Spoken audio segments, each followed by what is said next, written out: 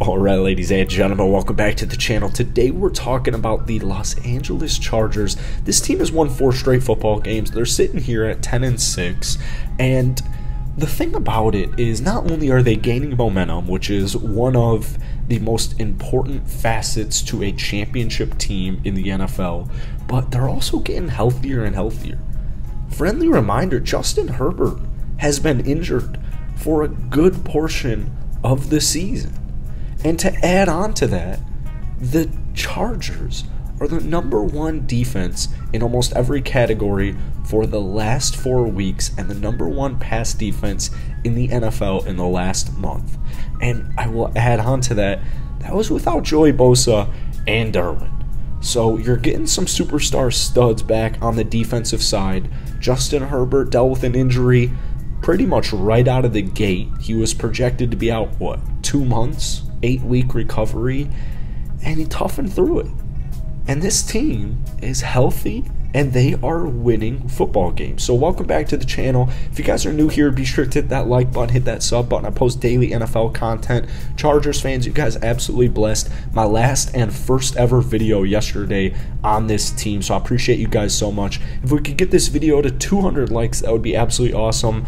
It's just a really fun, enticing team, especially the way the AFC West was kind of projected to be in this past offseason. It was like, all right, this is a powerhouse. You have 4 playoff teams. And Kansas City, obviously, they're sitting pretty right now. The Chargers are sitting right there at 10-6, and I'm not seeing much love across national media. And I genuinely think it has to do a lot with injuries. Justin Herbert on the season, if we take a look statistically, 23 touchdowns and 10 interceptions. He's thrown for about 4,500 yards, which equates to about 280 yards per game. He's got a completion percentage of just about 68.5%. Now, when we look at Herbert's first couple of seasons in the NFL, I guess technically the stats are down, but once again, and I haven't, thankfully, I'm going to knock on some wood here. Thankfully, I have not injured my rib. I can't even imagine what it's like to fracture your rib cartilage in the second week of the season. You're projected to be out 2 months, and you just toughen through it.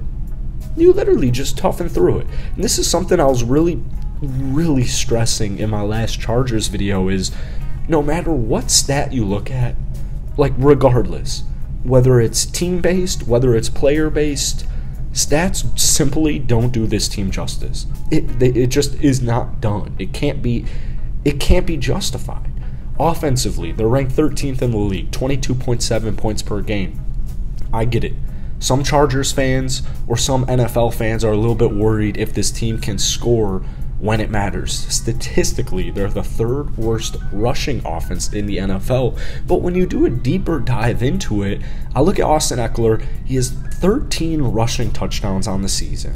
He's averaging 4.6 yards per carry. He also has 5 reception touchdowns, so he leads the league with 18 combined touchdowns right now.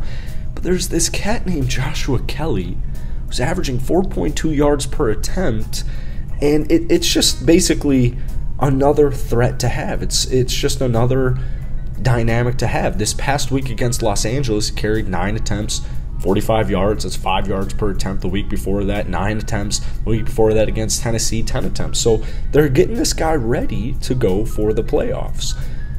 Now, even in the wide receiver core, Mike Williams and Keenan Allen, those are the 2 big names. Now, Keenan and Mike have actually both dealt with injuries for significant chunks in this regular season. Keenan more than Mike, but when we look at the stats, both of them are averaging over 70 yards per game. And one of the things I was really stressing on in my last Chargers video was Mike Evans is one of the most under-recognized wide receivers in the entire National Football League. On the season, he's played just 12 games. He's missed 4.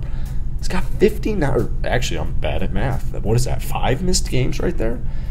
59 catches, 833 yards.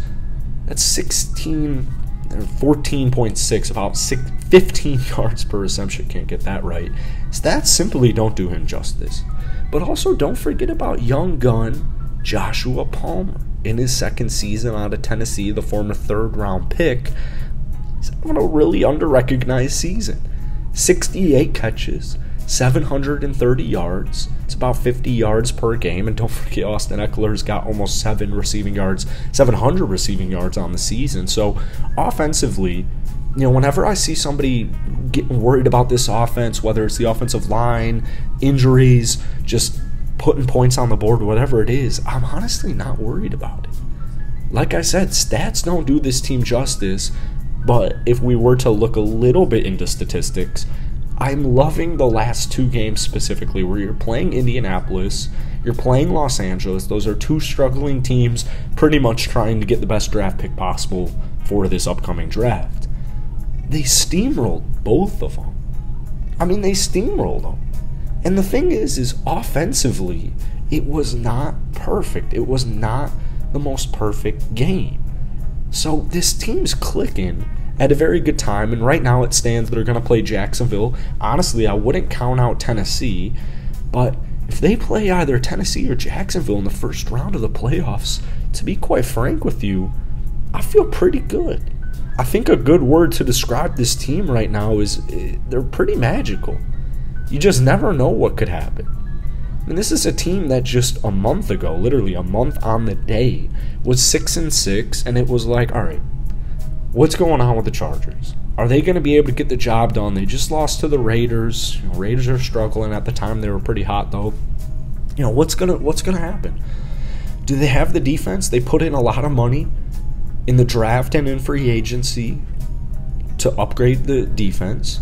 The simple answer to that question is they haven't been healthy.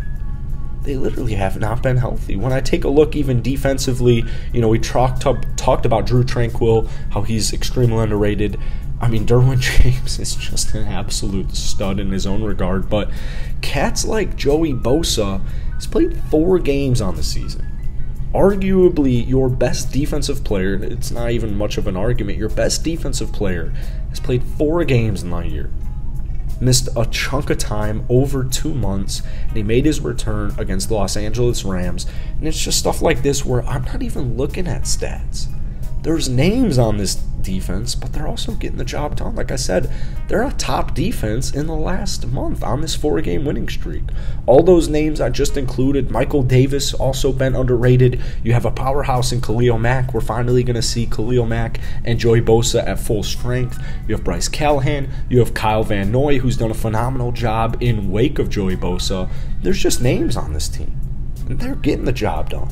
So they should not be taken lightly. I'm not saying this squad is going to go out here and win the Super Bowl, but what I am saying is don't be surprised at anything that happens for the Chargers in the playoffs, because they're capable of doing some great things.